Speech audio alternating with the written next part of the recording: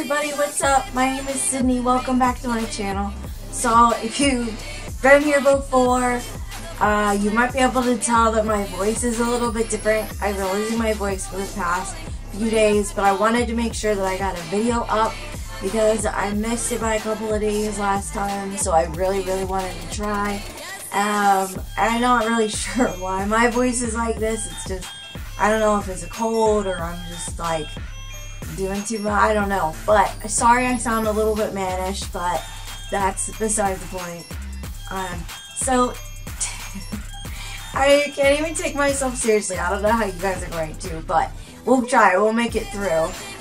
So today I wanted to talk a little bit about something that has really impacted me a lot over the years and something that I've really tried to grow into and acquire the ability of advocating for myself.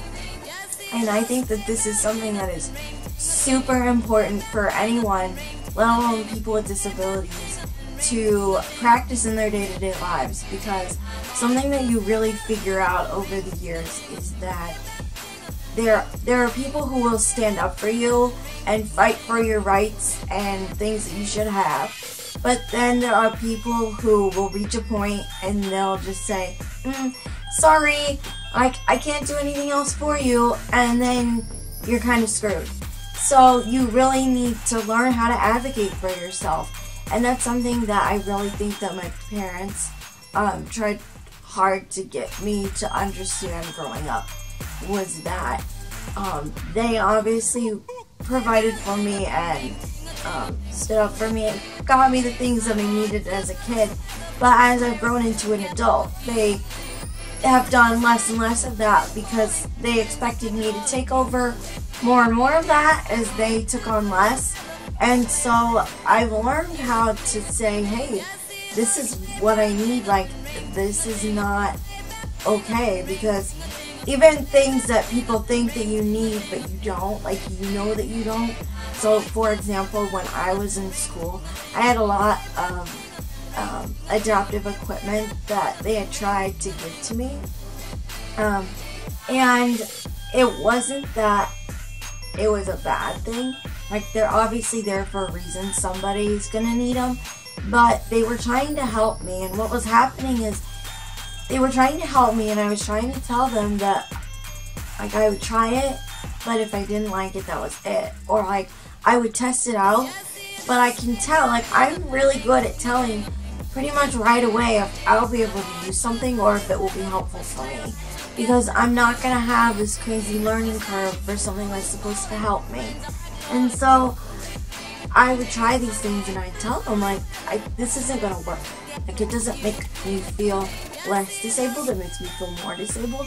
And they would be like, oh, just try it, it'll be great.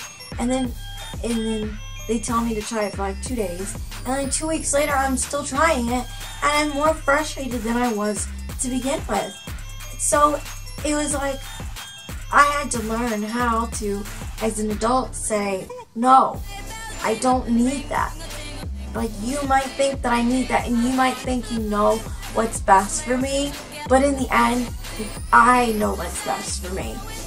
But I also have to be willing to try new things, because sometimes people do have great ideas and I need to try them out. But at the same time, other people need to realize that I can think for myself and act for myself, and if I make a dumb or wrong choice, then that's on me. It's not on them, it's on me.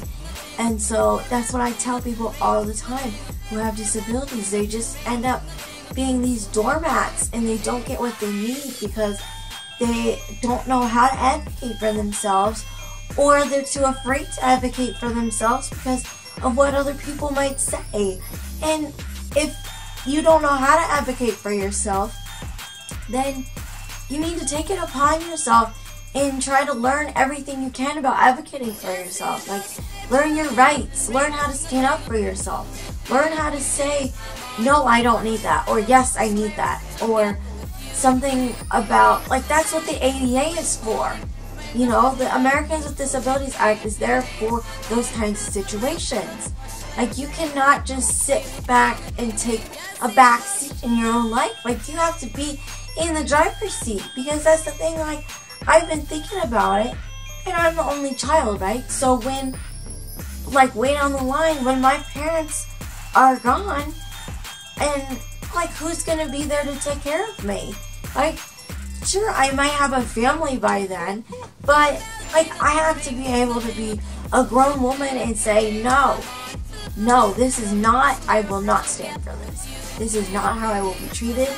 This is not how I will be accommodated. Like, people need to help me, but I need to help them help me. Like, they're not just gonna walk up and do those sorts of things. Like, some people might, but other people are not gonna go out of their way to help you out if they don't know who you are, or they don't have anything invested in your life. Like, getting accommodations in college. Like, I had to go in and say, hey, this is what I need. What do I need to do so that you can get the job done with my help? And then they'll tell you. And if they don't know, and they say, oh, come back later, and you say when, and they say a week, you mark your calendar and you march your little happy butt back in there in a week, and you get the job done, and you say, hi, I was just in here a week ago, and you said it would be a week. Here I am a week later. What have you got done? And if they say nothing, you say, that's unacceptable. That's not acceptable.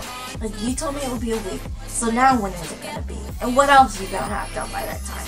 Because, like, don't be super rude about it, but also don't sit back and let them boss you around and, like, be all lackadaisical, because they just can be. Some people are just going to be lazy because they can be, unless you hold them accountable for stuff.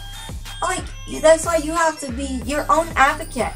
And especially with disabilities, like in the medical world, if you walk into a hospital and you say, I think I need this done, like, you're really super confident in it, because this has happened to me before. Like, when I had dumping syndrome,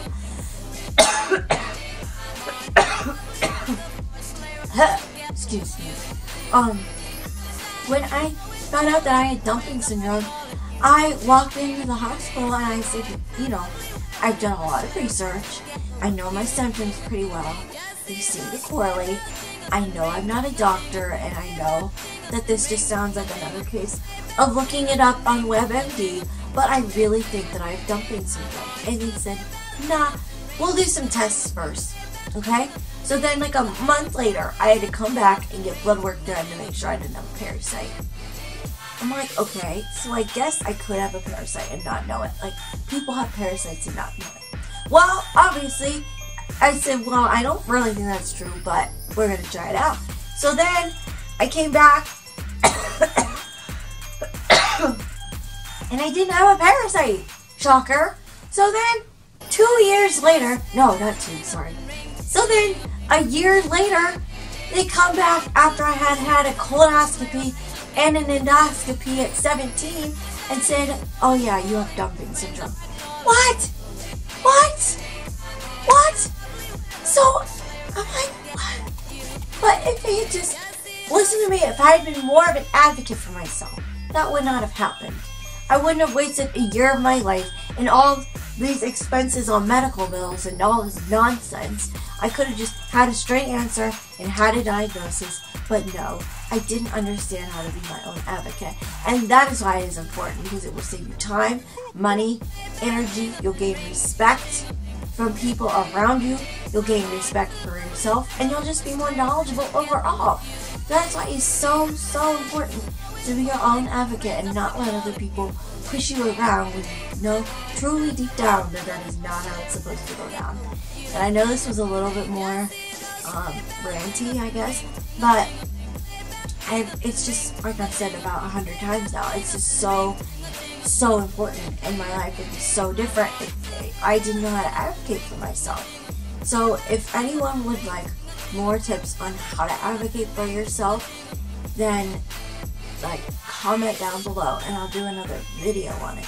But it's like, you just basically have to stand up for yourself and have a voice and say, hey, I exist, I matter, my voice is important, now listen to me. Okay, so I think this is about all I can do for today with my voice, but I hope you guys liked it, and I hope you see the point in advocating for yourself. So if you liked it, give it a thumbs up. Subscribe for more videos. I upload videos every Friday. Most of the time my voice isn't like this, so I apologize. And if it's not on Friday exactly, it'll be pretty close. I'll try to keep up with the holidays coming, because I know people are going to have time off and you're going to want to watch videos, and it's a lot of fun to make them. So yeah, but thank you guys so much for watching, and I'll see you guys next time. Bye!